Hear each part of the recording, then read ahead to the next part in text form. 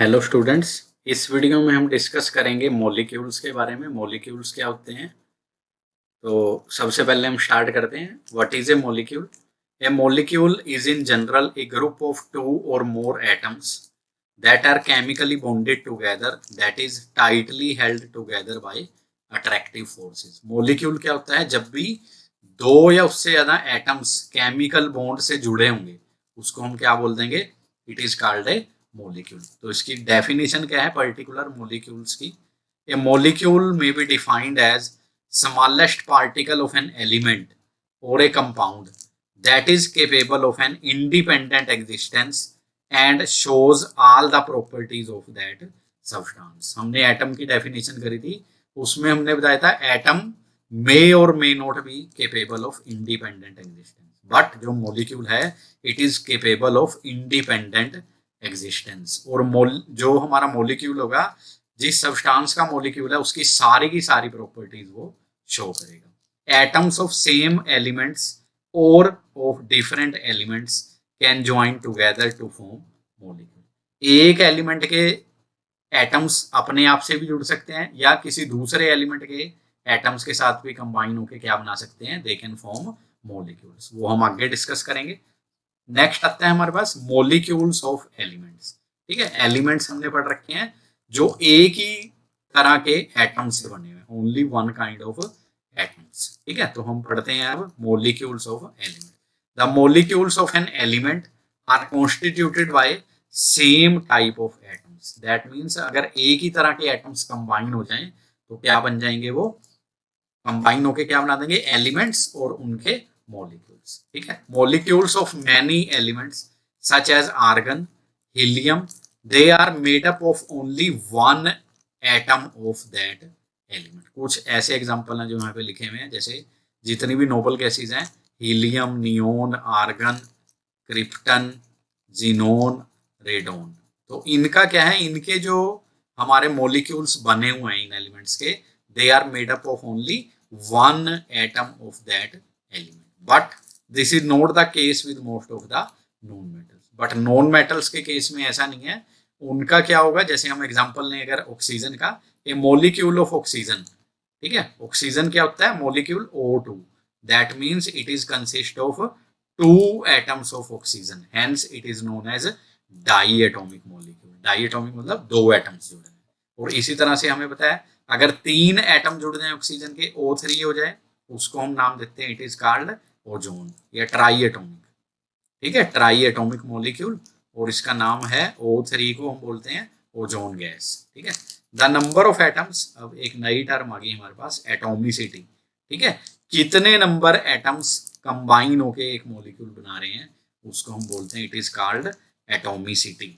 The number of atoms constituting a molecule या combining to form a molecule is known as atomicity. ठीक है, उसको हम बोलते हैं एटोमिसिटी। जैसे यहाँ पे एक टेबल बना हुआ है, एटोमिसिटी ऑफ सम एलिमेंट्स। कुछ एलिमेंट्स दिए हुए हैं जिनकी हमने एटोमिसिटी लिखी हुई है। ये एनसीईआरटी की बुक में से लिया है ये टेबल भी। ठीक है, सारा एनसीईआरटी को भी हम डिस्कस कर रहे हैं। तो यहाँ पे हमने कुछ नॉन मेटल्स लिए हैं। ठीक है, कौन कौन से? आर्गन, हीलियम, ये हमने पढ़ लिया है, दीज आर नोबल गैसेज। और भी जो हमारी थी नियोन, क्रिप्टन, जीनोन, रेडोन। ठीक है, तो ये क्या होंगे? दे आर मोनो एटोमिक, मतलब इनके जो मॉलिक्यूल हैं ओनली वन एटम से ही बने हुए हैं, सिंगल एटम। उसके बाद गैसेज आती हैं, ऑक्सीजन डाई एटोमिक, O2 जिसको हम लिखते हैं, हाइड्रोजन H2, दो एटम्स मिलके एक मॉलिक्यूल बनाते हैं, again di atomic. Nitrogen N2, again di atomic. Chlorine Cl2, again di atomic. जो फॉस्फोरस होता है हमारा वो एग्जिस्ट करता है एज P4, इसको बोलते हैं tetra atomic. Sulphur poly atomic, SN ऐसे लिख सकते हैं। तो जितने हमारे एटम्स कंबाइन होके मॉलिक्यूल्स बना रहे हैं, जितना नंबर ऑफ एटम्स, ठीक है, उसको हम बोलते हैं इट इज कॉल्ड एटोमिसिटी। तो कुछ एग्जांपल हमने यहाँ पे दे दिए टेबल में एटोमिसिटी क्या होती है। नेक्स्ट आता है, हमने डिस्कस किया था मॉलिक्यूल्स ऑफ एलिमेंट्स। अब आता है मॉलिक्यूल्स ऑफ कंपाउंड्स। ठीक है, कंपाउंड्स हमने पढ़ रखे थे क्या होते हैं? जब डिफरेंट एलिमेंट्स के एटम्स कंबाइन होते हैं, ठीक है, इन डेफिनेट प्रोपोर्शन या इन फिक्स्ड प्रोपोर्शन, तो उसको हम क्या बोलते हैं, वो क्या बन जाते हैं, कंपाउंड्स। ठीक है, लेकिन अब हम बात कर रहे हैं मॉलिक्यूल्स ऑफ कंपाउंड्स। जो कंपाउंड्स के मॉलिक्यूल्स हैं वो कैसे बनेंगे। Atoms of different elements join together in definite proportions to form molecules of compounds. जैसे अगर हम सबसे सिंपल एग्जांपल लें वाटर का, H2O, तो इसके अंदर क्या हो रहा है, हमारे दो तरह के एटम्स हैं। कौन कौन से, एक हाइड्रोजन एटम्स, ठीक है, और दूसरे हैं ऑक्सीजन एटम्स। ऑक्सीजन एटम्स, तो ये दोनों जब कंबाइन होंगे इन द रेशो, रेशो किसकी है, ये मास की रेशो है 1:8, 1 पार्ट बाय मास हाइड्रोजन और 8 पार्ट बाय मास ऑक्सीजन, तो क्या बन जाएगा, वाटर बन जाएगा। या फिर अगर हम एटम्स की रेशो लें, 2 एटम्स हाइड्रोजन के कंबाइन करेंगे एक एटम ऑक्सीजन के साथ to form molecule of 1 molecule of water. जैसे यहाँ पे एग्जांपल दिए हैं, वाटर H2O फॉर्मूला लिखा हुआ है, कंबाइनिंग एलिमेंट कौन कौन से हैं, हाइड्रोजन और ऑक्सीजन, रेशो बाय मास 1:8। इसी तरह से अमोनिया NH3, दो एटम्स हैं इसके अंदर अलग अलग, नाइट्रोजन के और हाइड्रोजन के, तो इनकी जो रेशो है, रेशो बाय मास, वो क्या है, 14:3। इसी तरह से तीसरा एग्जांपल लिया हुआ है CO2, कार्बन डाइऑक्साइड, दो इसके अंदर अगेन 2 एलिमेंट्स हैं, कार्बन एंड ऑक्सीजन, और इनकी रेशो क्या है, बाय मास 3:8। ठीक है, ये कैसे आई 3:8, वाटर की हमने पहले शो करी हुई है। कार्बन, कार्बन का जो मास है 12 मास यूनिट या 12 यू लिख सकते हो। ऑक्सीजन का कितना है, इस 16 एक का, लेकिन CO2 में क्या है, 2 है, तो रेशो क्या होगी इसकी मास की, 12:32। जो सिंपल रेशो है, अगर इसको हम डिवाइड कर दें 4 से, 3:8, तो रेशो बाय मास क्या बन गई CO2 के अंदर, 3:8। ठीक है, तो अब हम कैलकुलेट करना बताएंगे आपको कि ratio by number of atoms कैसे निकाल सकते हैं। वैसे तो हमें पता है एटम्स वाटर में कितने हैं, 2:1, लेकिन अगर हमें रेशो बाय मास दी हो कि वाटर में जो कंबाइन हो रहा है 1:8 की रेशो में है बाय मास, ठीक है, 1 पार्ट हाइड्रोजन का और 8 पार्ट्स ऑक्सीजन के बाय मास कंबाइन हो रहे हैं, तो अगर हमने उसकी रेशो बाय नंबर निकालना है तो कैसे करेंगे, ये टेबल से पता चल जाएगा। देखो एलिमेंट्स हमने लिख दिए कौन कौन से हैं, हाइड्रोजन और ऑक्सीजन, रेशो बाय मास कितनी है, 1:8, तो 1 पार्ट इसका है या 1 मास इसका है और 8 इसके। नेक्स्ट कॉलम में हमने लिख दिया उनका एटॉमिक मास, हाइड्रोजन का 1, ऑक्सीजन का 16। तो नेक्स्ट कॉलम में हम रेशो ले लेंगे, mass ratio by atomic mass.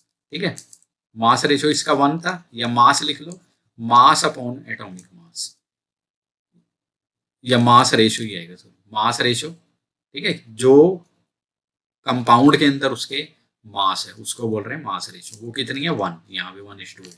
Hydrogen के लिए 1 है, तो 1 ले लेंगे, 1 को 1 से डिवाइड कर दो एटॉमिक मास से, तो 1 आ जाएगा। इस तरह ऑक्सीजन के लिए मास रेशो 8 और उसका जो एटॉमिक मास है वो क्या है, 16, तो ये क्या आ जाएगा, 1/2। तो हमारी रेशो क्या आ गई, 1:1/2। जो सिंपल होल नंबर रेशो बनाएंगे तो मल्टीप्लाई कर देंगे 2 से, तो हो जाएगा 2। ठीक है, दोनों तरफ 2 से मल्टीप्लाई, तो क्या बन जाएगा, 2:1। तो दैट मीन्स जो वाटर के अंदर रेशो है नंबर ऑफ एटम्स की, वो क्या है, इट इज 2:1। हाइड्रोजन के 2 एटम्स कंबाइन हो रहे हैं ऑक्सीजन के 1 एटम के साथ। ठीक है, नेक्स्ट आता है आयन। अभी हमने पढ़ा मॉलिक्यूल, अब हम बात करते हैं आयन क्या होता है। आयन क्या है, देखो atom or a group of atoms that have a net charge on them. कोई भी एटम या ग्रुप ऑफ एटम्स, ठीक है, जैसे हम एग्जांपल ले लें ए, उसके ऊपर अगर हम चार्ज लगा दें पॉजिटिव और नेगेटिव, ठीक है, जैसे ए पॉजिटिव लिख दें या ए नेगेटिव, तो ये जो स्पीशीज होगी इसको हम क्या बोल लेंगे, it is called an ion. और आयन कैसे बनेगा, an ion is formed when the atom gains or loses an electron.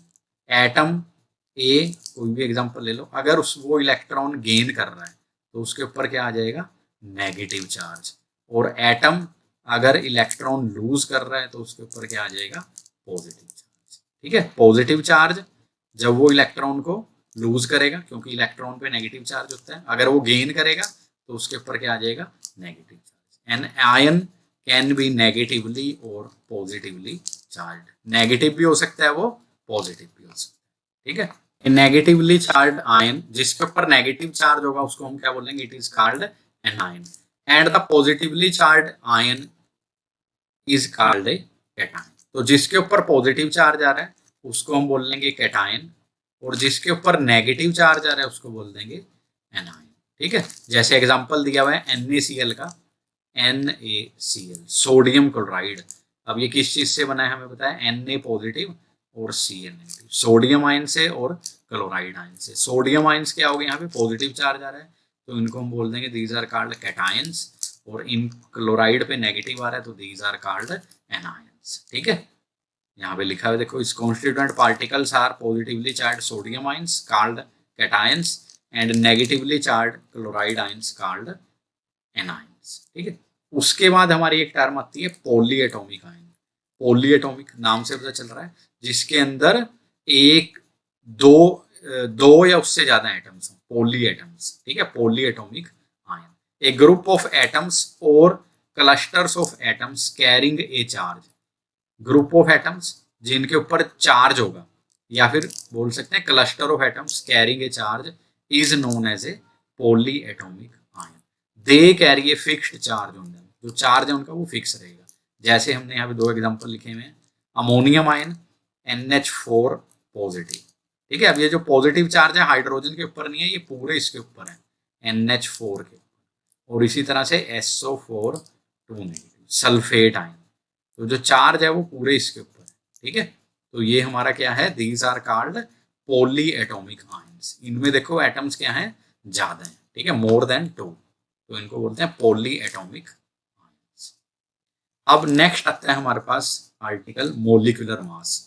जैसे हमने पहले डिफाइन किया है एटॉमिक मास, उसी तरह से हमारे पास होता है एटॉमिक मास एटम्स के लिए, मोलिकुलर मास मॉलिक्यूल के लिए। ठीक है, तो इसको क्या ऐसे डिफाइन किया हुआ है, molecular mass of a substance क्या होता है, it is the sum of atomic masses of all the atoms in a molecule of the substance. अगर हम किसी भी मॉलिक्यूल के अंदर जितने भी एटम्स हैं उनके एटॉमिक मास का सम कर देंगे, ठीक है, सम कर देंगे तो वो क्या बन जाएगा, it will become molecular mass, उस मॉलिक्यूल का mass. It is therefore the relative mass of a molecule expressed in atomic mass units. ठीक है, यू को यूनिफाइड मास ही बोलते हैं, पहले बताया था AMU बोलते थे पहले, बट अब जो IUPAC है उसने AMU की जगह क्या टर्म यूज कर ली, यू। ठीक है, तो एग्जाम्पल दिया हुआ जैसे कैलकुलेट था, अब हम देखेंगे कैसे कैलकुलेट करते हैं relative molecular mass of water. सबसे सिंपल लिया हमने H2O।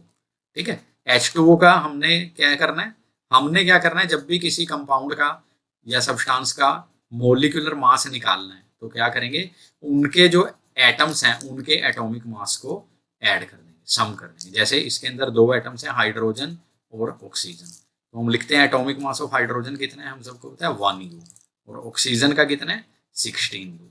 तो इसके अंदर दो हाइड्रोजन है तो 2 से मल्टीप्लाई हो जाएगा, 2 इंटू 1 प्लस 1 इंटू 16। तो हमारे पास जो इसका मोलिकुलर मास आएगा वो क्या आएगा, 18 एटॉमिक मास यूनिट्स या 18U।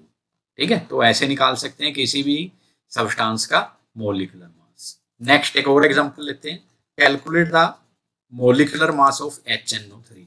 HNO3 को हम बोलते हैं क्या, it is called nitric acid, nitric acid HNO3। इसके अंदर हमारे पास 3 तरह के एटम्स हैं, हाइड्रोजन, नाइट्रोजन और ऑक्सीजन। ठीक है, इनके एटॉमिक मासेस क्या है 1, इसका है जो हमारा नाइट्रोजन है 14 और ऑक्सीजन का 16। हाइड्रोजन एक ही है तो 1 इंटू 1 प्लस नाइट्रोजन एक ही है तो 1 इंटू 14 प्लस अब ऑक्सीजन 3 है तो 3 इंटू 16, और इनको ऐड कर दोगे तो हमारे पास जो आंसर आएगा, ठीक है, आंसर क्या आ रहा है हमारा 63।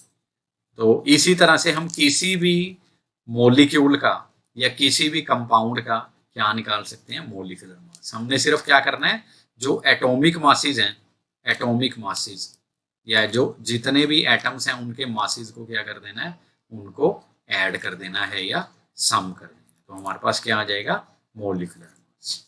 नेक्स्ट आता है एक term formula unit mass. Formula same है, ये सिमिलर है जैसे हमने बोला था मोलिकुलर मास।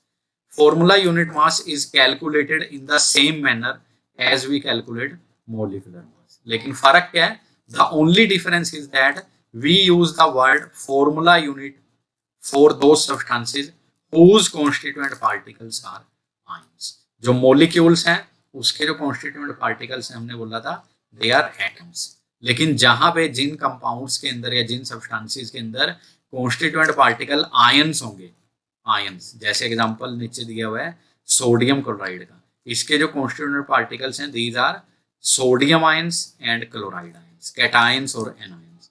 तो यहाँ पे हम वर्ड मोलिकुलर मास ना यूज करके क्या यूज कर दिया? Formula unit mass. ठीक है, तो इसको डिफाइन किया हुआ है, देखो the formula unit mass of a substance is a sum of the atomic masses of all the atoms in a formula unit of a compound.